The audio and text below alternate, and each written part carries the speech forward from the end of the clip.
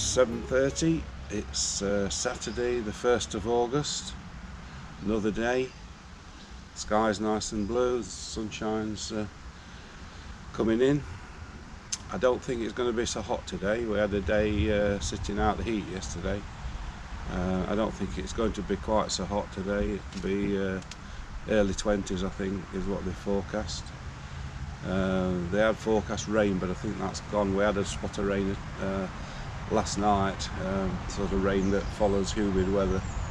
There's a rumble of thunder, but it didn't affect us in any way.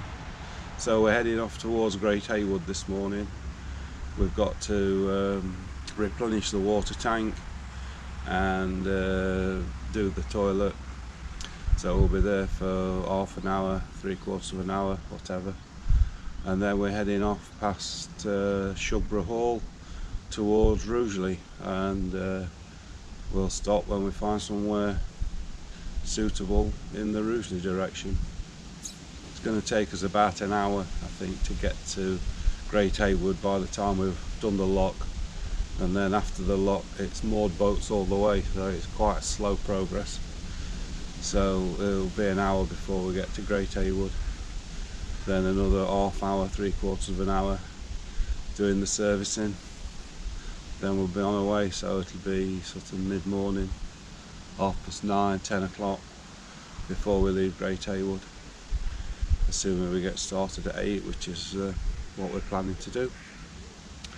So we're at Haywood Lock, first lock of the day. We're a bit of a wait. Quite a nice location here. Looks like there's one coming up, so they're helping Sue. In fact, I think they've told us that they'll do the lock, so that's good. Straight out, no stopping. So this is Great Haywood, and we're at the water point. I've done the toilet. I'm going to video that. So I think we're full.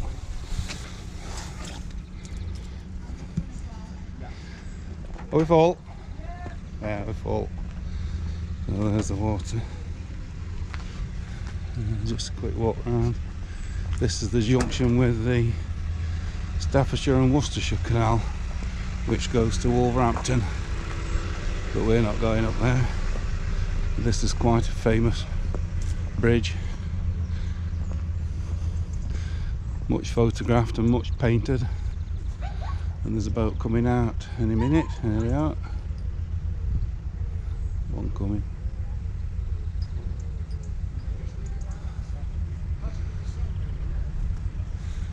It's slowing for you.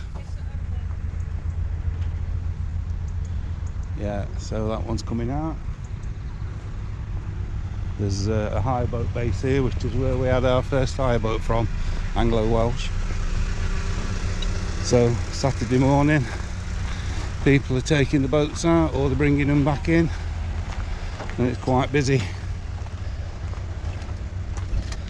So we'll just take the water off now.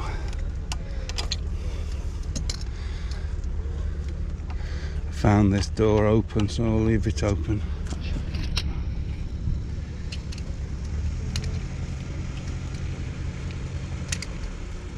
You can watch the boats go by while we uncouple the hose.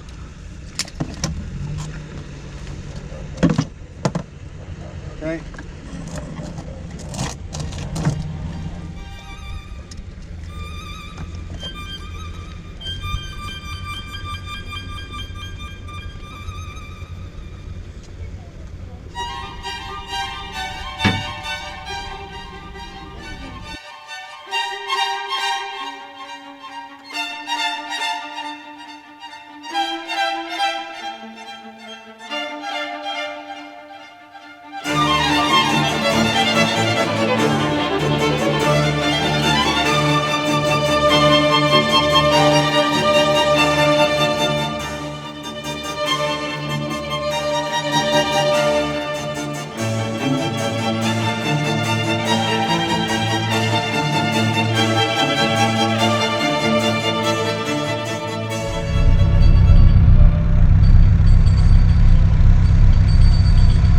This is Haywood Lock, and we're in a queue, so we've got a while to wait.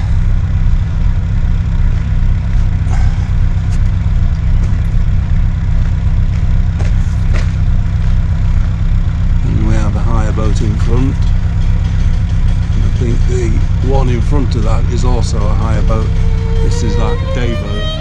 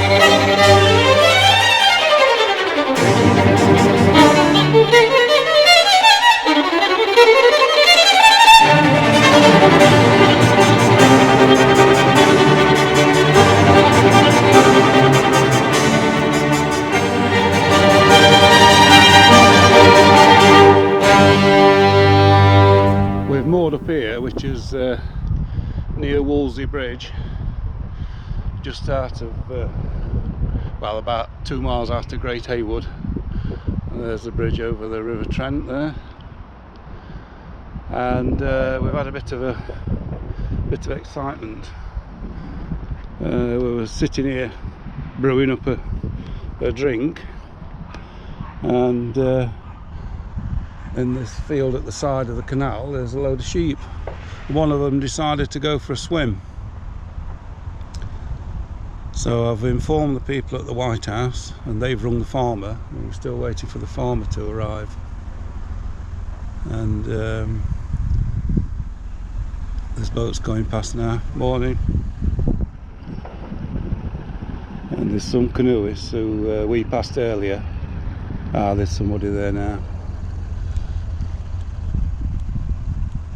The trouble is it's drifting away from the field where they are, but somebody's arrived and there's some activity at the house.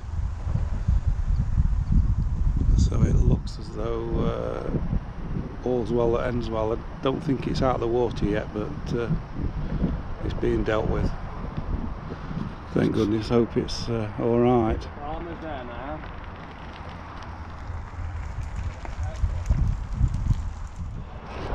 It's just about 12:30 lunchtime, and we've made a decision. We're going to stay here tonight. We've met a couple of boaters that have moored up in front of us, and we've been chatting to them, and they seem to know the canal quite well, and they say it's a nice quiet mooring, and it's safe and secure, so that's good enough for us. We're about 2 miles from Rugeley. We didn't really want to get into Rugeley, so this will do nicely. We've got the River Trent over there. There's a nice road bridge. There is a main road, but it's not too bad. We've lost the railway, so there's not a lot of noise really. And I'm pleased to say that the sheep that was in the canal has been safely extracted by the farmer with the help of a couple of canoeists. So we've all played our part in getting air out.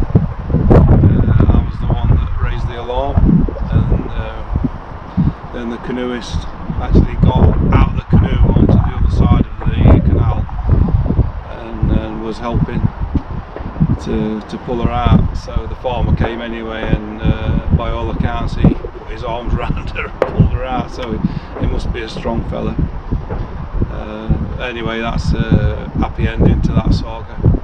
So we'll stay here for the night, and then it'll be straight through Rugeley tomorrow. We didn't really want to moor in Rugeley, but we were looking for somewhere before we got to Rugeley. As I say, we're about 2 miles from Rugeley, but that's nothing. So it'll be a bit longer day tomorrow to get to Olrewas, if that's what we decide to do. And here's the aforementioned canoeists just going back on their return journey.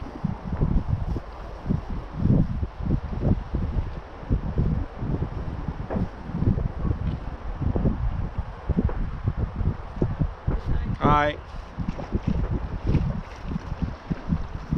The one that helped getting the sheep out is the little girl in the front of the one that's coming now. So she's not really an adult.